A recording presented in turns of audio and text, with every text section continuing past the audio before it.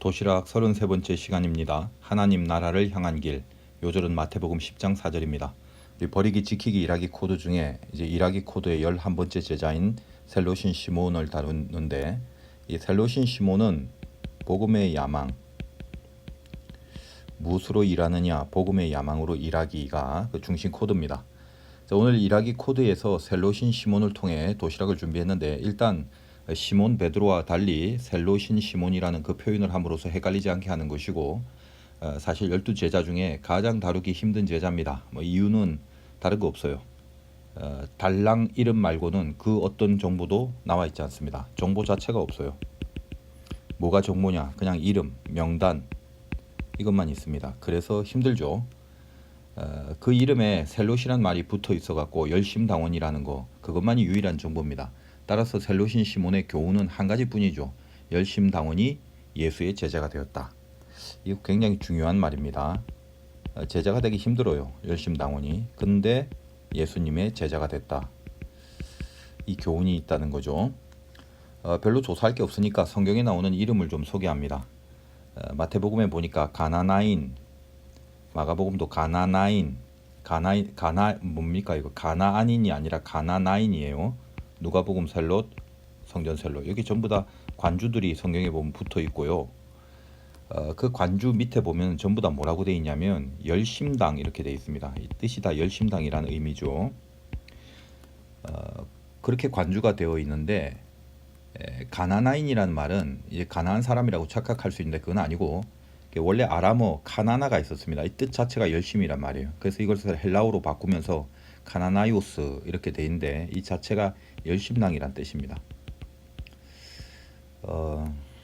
셀롯은 젤롯이라고도 또 합니다. 이게 질로스에서 왔는데, 여러분 알다시피 배경에는 그 질투의 신학이 있죠. 우리가 알다시피 민수기에 바알과 음행하는 자들 비나스가 창으로 찔러 죽인 사건을 두고 하나님이 나의 질투심으로 질투했다라고 좋은 평가를 하십니다. 이제 거기서 나오는 질투 신앙의 뿌리를 두고 있기 때문에 이 열심당원들은 늘 그 옷 속에 검을 지니고 있었습니다. 열심당원의 생성 배경에 대해서는 신구약 중간기를 다뤄야 되는데, 이 어느 정도까지 언급을 해야 할지 애매합니다. 워낙 길고 방대하죠. 하여간 신약시대 당시에 로마와 그 유대 공동체의 관계를 쉽게 이해를 먼저 한다면 가장 중요한 네 가지의 그 그룹들이 있지 않습니까? 바리새파, 사두개파, 에세네파, 열심당인데, 바리새파는 로마 정부에 무관심합니다. 그러니까 뭐 직접적인 피해만 없으면 그냥 넘어가는 거고, 이 사두개파는 친로마죠. 그러니까 에세네파는 알다시피 구별되고 격리된 삶을 살았기 때문에 세상과 상관이 없고, 그 다음에 열심당은 반로마죠. 그러니까 이 두 가지가 서로 극단적인 대조를 이루고 있습니다. 이렇게 되는 배경을 이제 설명하자면 이게 이제 굉장히 길어요. 그래서 일단은 차차 하든지 오늘은 생략하기로 하겠습니다. 12제자 명단을 보면 은근히 의미적으로 관계가 있거나 친분을 반영한 그런 순서들로 명단이 적혀져 있는데, 셀롯인 시몬은 늘 그 제자들 명단 뒤편에 배치가 되어 있고 가롯 유다와 짝을 이루어서 명시되고 있음을 보게 됩니다. 가롯 유다도 그런 차원에서 열심당원이라고 볼 수 있죠. 충분히 유추할 수 있는 이유 중에 하나가 그의 이름이 가롯 유다, 즉 이스카리옷 유다란 말인데, 이스카리옷이란 말이 검이란 말이고 리는 이렇게 갖고 있는 사람이라는 의미입니다. 그래서 가롯 유다 자체는 그 이름만으로도 충분히 열심당원이라고 우리가 생각할 수가 있다라는 거죠. 아마 당시의 유대인들에게 가장 현실적인 문제였기 때문에 나라 정치라는 게 얼마나 민감합니까?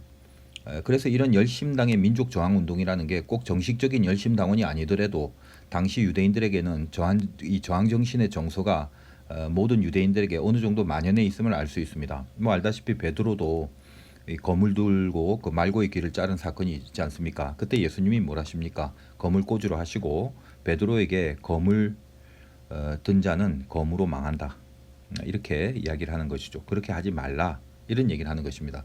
이 말씀 자체가 열심당의 모습을 지적하는 메시지였죠. 그런 식으로 구원이 이루어지지 않고 그것은 하나님 나라의 진리에 가치가 없다는 것입니다. 우리는 성경을 통해서 예수의 정신을 배우고 닮아가야 될 사람들 아닙니까? 셀롯인 시몬은 그 12제자 명단으로만 표기되어 있는 그런 인물이지만 그 명단만 가지고도 사실 우리는 중요한 깨달음을 얻게 되는 사실이 있습니다. 그게 뭐냐면 12제자 중에 세리 마태도 셀롯인 시몬과 함께 예수님의 제자였다는 사실이죠. 세리 마태와 상극입니다. 셀롯인 시몬은. 왜요? 이 세리마태는 친로마죠. 그에 비해서 알다시피 셀롯, 열심당은 이건 반로마입니다. 완전히 상극이죠. 그들은 예수님 공생의 시절에 사실 같이 다니고 한솥밥을 먹고 살았던 형제들 아니겠습니까? 열심당이 제일 싫어하는 부류가 누구냐? 당연히 로마 정권에 빌붙어서 먹고 사는 세리들입니다. 아마도 은혜가 없고 또 예수님으로 인하여 통합되지 않았다면 이 마태와 시몬이 같이 함께하는 모습은 마치 예전에 군부 독재 시절에 데모하는 학생과 또 이를 저지하는 정경이 같이 한솥에서 라면 끓여 먹고 있는 그런 모습과도 같다라고 할 수 있습니다. 예수님은 십자가의 죽음을 당하시기 전에 최후 만찬시에 뭐라고 하십니까? 요한복음 13장 34절에서 35절 보면 너희는 서로 사랑해라. 내가 너희를 사랑한 것 같이 너희도 서로 사랑해라. 너희가 서로 사랑하면 모든 사람이 그곳으로, 너희가 서로 사랑하는 게 조건이죠.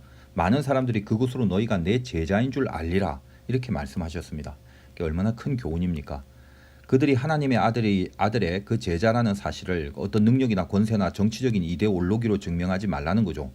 세상이 그들을 너희들 정말 예수님의 제자들이구나. 정말 하나님의 아들 밑에 있는 사람들답다.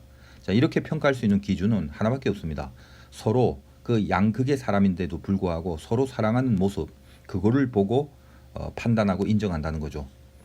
우리나라는 어떻습니까? 오른쪽 왼쪽밖에 없죠. 좌우만 있고 위아래가 없습니다. 물론 세상은 그럴 수 있습니다. 그러나 교회마저도 위아래는 없고 오른쪽 왼쪽뿐이라면 세상은 우리들을 예수님의 제자라고 결코 인정하지 않는다는 것이 2000년 전에 이미 하셨던 예수님의 가르침입니다. 오늘날 우리들이 세상으로부터 정말 예수님의 제자들이라는 인정을 받고 있는가? 아니라면 왜 못 받고 있는가? 참 서글픈 현실이죠. 땅끝까지 복음을 전하라는 말에는 아멘 아멘 연발하면서 땅끝까지 갈 필요도 없어요. 옆 사람이 좌하면 나는 우할 것이고 이미 예수님으로 연결된 끈은 다 잘라지고 위아래는 아랑곳하지 않습니다. 복음을 전할 생각은 꿈도 꾸지 말아야 할 것입니다. 세상이 우리를 가짜라고 판단하는데 무슨 진리를 전한다고 우리가 떠들 수 있겠습니까? 셀롯인 시몬은 처음에는 예수님을 정치적 야망의 도구로 여겼을 것이 분명합니다. 이 나라의 정권을 뒤집어 엎을 마카비 같은 존재로 생각했을 것이죠. 그런데 점점 이상합니다. 자기 코드와 전혀 다릅니다. 그런데 뭔가 더 뜨겁고 거룩한 그런 야망이 생기기 시작합니다. 여러분 알다시피 예수님도 공생에 시작하기 전에 3가지 시험 받지 않습니까? 돌이 떡이 되라. 이거 돈이죠. 높은 데서 뛰어내려라. 천사가 받쳐준다. 명예 아닙니까? 절해라 나한테. 세상을 다 주겠다. 권세죠. 그러니까 마귀가 뭘 요구하고 있습니까? 메시아의 실력을 보여라. 그 메시아의 실력이 무엇으로 인정받는다는 것입니까? 세상 나라의 그 원리들, 돈과 명예와 권세, 그렇게 요구하는 것이 마귀의 시험입니다. 그러나 예수님은 그것을 모두 다 거부했지만 실제로 떡을 만드셨고 또 병을 고치셨고 능력을 행했습니다. 그런데 그리고 죽으십니다. 예수님 자신을 위함이 아니라 하나님 나라를 향한 그 길을 가셨기 때문이죠. 셀롯인 시몬은 예수님을 따르면서 그의 정치적인 야망이 복음의 야망으로 그렇게 바뀌어가고 있었습니다. 그것이 은혜죠. 예수님이 부활 승천할 때에 사도행전 1장 6, 7, 8절을 보면요. 어떤 말씀들이 나옵니까? 그때 한 제자가 주여 이스라엘 나라를 회복하심이 이때입니까? 이 나라의 회복에 대해서 질문을 합니다. 성경에 나와 있지는 않지만 아마도 학자들에 의하면 셀롯인 시몬의 질문이 아닌가라고 볼 수 있는데 충분히 가능하다고 봅니다. 예수님 뭘 하시죠? 이르시되 때나 시기는 아버지께 자기 권한에 두셨다. 그러므로 너희가 알 바 아니다. 이렇게 얘기를 하죠. 그 신경 쓰지 마라. 오직 성령이 임하면 너희가 권능을 받고 예루살렘과 온 유대와 사마리아 땅끝까지 이르러 내 증인이 되리라. 다시 말하여 하나님 나라를 향한 증인이 되라. 이렇게 얘기를 합니다. 세상 나라와 정치의 변화가 아닙니다. 하나님 나라의 선포와 복음의 증인이 되는 것, 이게 믿는 자의 인생이라는 걸 알게 하라는 말이죠. 환경이나 상황이 바뀌어진다고 해서, 정치적 이념이 바뀌어진다고 해서 하나님 나라의 존재가 영향을 받는 것은 결코 아닙니다. 하나님 나라는 정치적 야망이 아니라 복음의 야망으로 그렇게 임하는 것입니다. 여러분들 인생 살아가면서 내가 정말 추구하는 그 궁극이 하나님 나라를 향하여 있는가, 이것만 생각하신다면 우리에게 주어진 어떤 환경과 그것이 비록 정치적 이데올로기 안에서 그리고 나에게 처해진 외부적인 상황이 어떻든지 간에 그 한가운데서 하나님 나라를 향한 집중을 갖고 계신다면 그것이 복음의 길로, 즉 하나님이 바라시는 도시락의 길로 이끄실 것이 분명합니다. 그 길 가시길 바라고 오늘도 도시락 맛있게 드시기 바랍니다.